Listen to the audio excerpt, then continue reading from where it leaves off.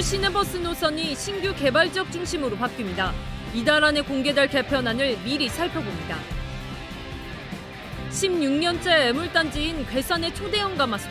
전국민 공모로 아이디어를 모았는데 해법 찾기는 여전히 쉽지 않습니다. 충주 시민 110명을 정규직으로 채용한 기업이 화제입니다. 기업 유치가 일자리 창출로 이어지고 있습니다. 네, 시청자 여러분 안녕하십니까? 계속해서 MBC 뉴스투데이 충북입니다. 청주 도심은 사방으로 뻗어나가기 때문에 시내버스를 이용하기가 불편하다는 지적이 많았습니다. 이제 청주도 오창이나 오송 등 신규 개발지를 중심으로 노선이 다양화되는데요. 어떻게 바뀌는지 조미애 기자가 전해드립니다.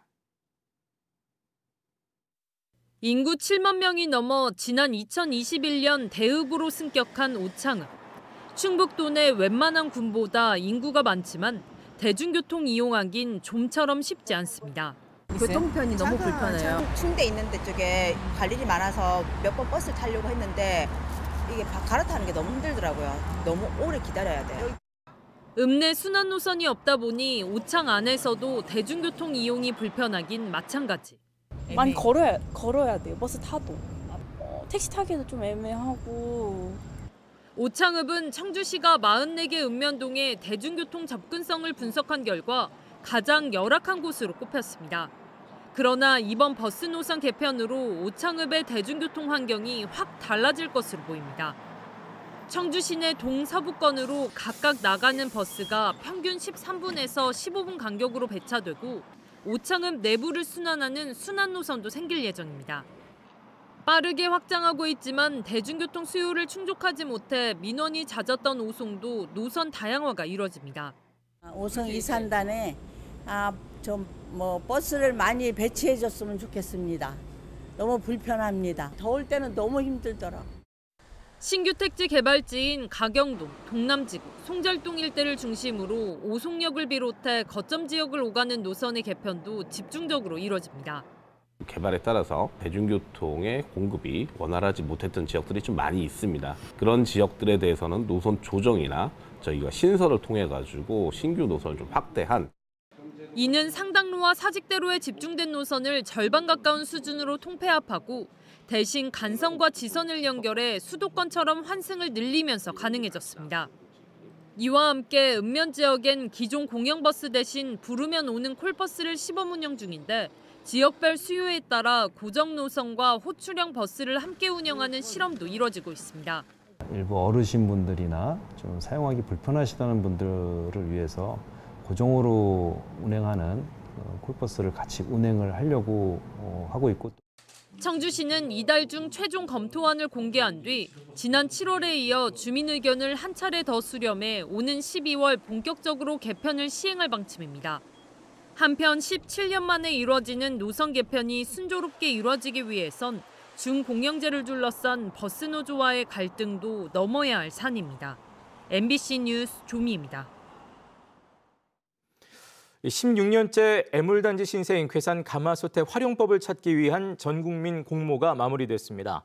약 400가지 아이디어 중에 투표와 심사를 거쳐 겨우 우수작 2개가 선정은 됐지만 실제 해법은 여전히 막막해 보입니다. 정재영 기자가 보도합니다. 괴산 가마솥은 2007년까지 딱 3년간 솥으로 쓰인 뒤 이후엔 동네 그늘막으로 전락했습니다.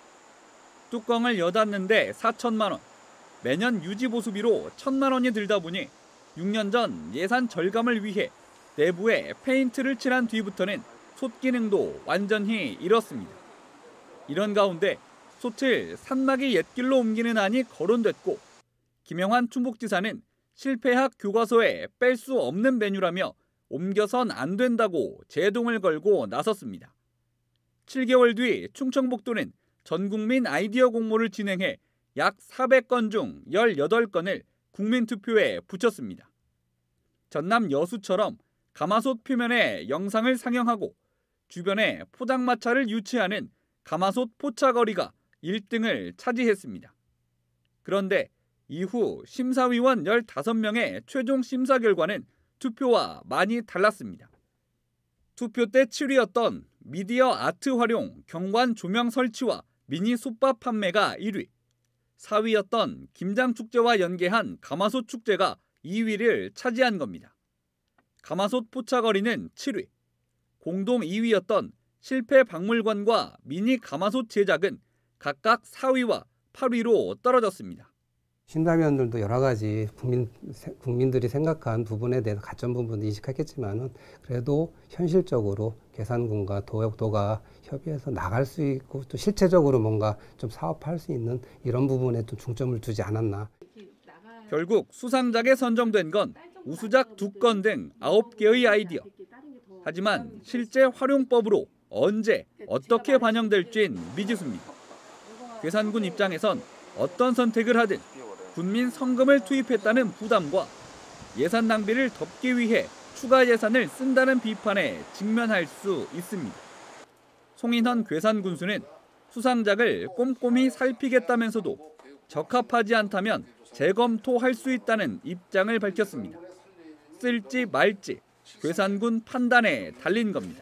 선정된 작품과 이제 선정되지 않은 작품 모든 걸 가지고 저희가 그 부분 중에서 저희가 현실적으로 접목할 수가 있고 활용할 수 있는 부분에 대해서는 적극 사업에 대해서 반영을 해서 괴산군과 함께 이제 좋은 사업으로 다 발굴될 수 있도록. 5억 6천만 원이 투입된 괴산 가마솥.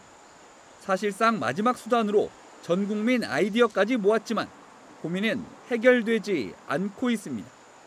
MBC 뉴스 정지영입니다.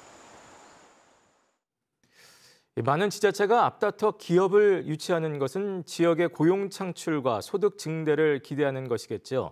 그러나 실제 현장에서는 정작 자동 생산 설비나 비정규직 위주의 고용이 많습니다. 이런 가운데 100명 넘는 인력을 모두 정규직으로만 채용한 기업이 있어 화제입니다. 이승준 기자입니다. 지난해 1월 경기도 이천에서 충주로 본사와 공장을 옮긴 우진전장. 엘리베이터를 움직이는 전자장치와 버튼 조작반 등 승강기 주요 부품을 생산하고 있습니다. 이 회사의 직원은 150여 명. 이 가운데 충주 시민은 110명입니다. 전체 직원의 70%가 넘는 규모입니다. 이들 모두 정규직으로 채용됐습니다. 저희는 가족 같은 분위기고 그다음에 밝은 분위기로 좀 일을 했으면 하는 게 저희 회사 모토고 또 고객한테는 신뢰를 줄 수 있는 기술과 또 품질에 대한 부분을 많이 중요시하면서 엘리베이터는 건물마다 다른 형태로 만들어야 하는 특성이 있습니다. 심지어 층마다 각기 다른 제어판과 버튼이 필요해 자동화된 시설보다 사람의 손이 적합합니다. 그래서 숙련된 인력이 필요하고 안정적인 고용으로 이어진 것입니다. 인력 채용이 쉽지 않은 지역 여건을 고려해 최근에는 연령 제한도 없앴습니다. 지역에서 일자리를 찾기 어려웠던 청년 세대는 기업 유치와 이전으로 고향에서 사회생활이 가능해졌습니다. 사실 수도권이나 다른 타 지역에 비해서는 기업들의 복지 정책이라든지 급여적인 문제도 있었고 그런데 그런 부분이 지금은 상당 부분 개선이 돼서 직원들의 만족도가 높아지면 해당 기업이 지역사회의 건강한 구성원으로 자리매김하는 데 도움이 됩니다. 생산관리팀에 근무를 하다 보니까 제가 일 처리를 제대로 해야지 이제 엘리베이터 제대로 설치가 된다면 그런데 전 좀 자부심이 좀 있고 그런 게 재밌어요. 연매출 500억 규모인 우진전장의 이전은 탄탄한 중소기업의 경제적 효과를 넘어 좋은 일자리에 대한 모범 사례로도 주목받고 있습니다. MBC 뉴스 이승준입니다. 사과 주산지인 예산군이 다른 작물을 도입해서 2년 만에 첫 출하에 성공했습니다. 그 주인공은 바로 블랙 사파이어 포도인데요. 과수화상병에 취약한 사과의 대체 작물로 가능성을 엿본 건데 일손 부족 해결에 소득 증대까지 일석삼조의 효과가 기대되고 있습니다. 김태욱 기자가 보도합니다. 검은빛 길쭉한 포도알이 비닐하우스 가득 주렁주렁 열렸습니다. 일명 가지포도로 불리는 신품종 블랙 사파이어 포도입니다. 3년 전 예산군 사과 농가들은 100% 나무가 말라 죽는 과수화상병이 돌면서 큰 피해를 입었는데 이후 예산군과 지역 농협이 병에 걸려도 이듬해 바로 농사가 가능한 블랙 사파이어 포도 도입을 결정했습니다. 과수화상병이 많이 왔잖아요. 그래서 사과만 고집 부리지 말고 새로운 작목을 한번 선택해보자 해서 포도 중에서도 블랙 사파이어 품종을 선택을 했습니다. 예산에서는 사과농가 18곳이 재배 전환에 참여해 전국 최대인 4.1헥타르 규모의 블랙 사파이어 생산 단지가 조성됐습니다. 집단 농장 방식으로 블랙 사파이어 포도 재배와 출하까지 성공한 건 이번이 처음입니다. 블랙 사파이어는 한 송이당 750g에서 1kg으로 아삭한 식감에 씨가 없는 게 특징인데 당도는 샤인머스켓보다 1.5배가량 높은 24브릭스까지 나옵니다. 기존 사과 농사보다 수분과 가지치기 등 일손이 덜 드는 것도 큰 장점입니다. 심는 것부터 여태까지 키우고 수확까지 전혀 사람을 사지 않고 둘이서 다 했습니다. 그게 첫째 장점이고. 예산군은 올해 예상 출하량 10톤 모두 대형마트와 납품 계약을 마쳤으며 당도 관리와 브랜드 고급화를 통해 블랙 사파이어 포도를 새로운 대표 작물로 키워낼 계획입니다. MBC 뉴스 김태욱입니다. 충청북도가 청남대합 무인도 개발을 추진하는 것과 관련해 충북환경운동연합은 성명을 내고 대청호를 오염시키는 것이라고 비판했습니다. 충북환경위원은 대청호 규제 완화와 청남대 개발은 충청권 식수원인 대청호를 오염시킬 수 있어 반대 여론이 많다며 논란을 만드는 개발 사업 말고 기후재난으로부터 도민의 삶을 지킬 수 있는 정책을 추진하라고 요구했습니다. 한편 김영한 지사는 20여 년 동안 방치됐던 대청호 큰 섬과 작은 섬의 생태계가 잘 보존돼 있다며 레이크파크 르네상스의 대표 공간으로 육성하겠다고 밝혔습니다.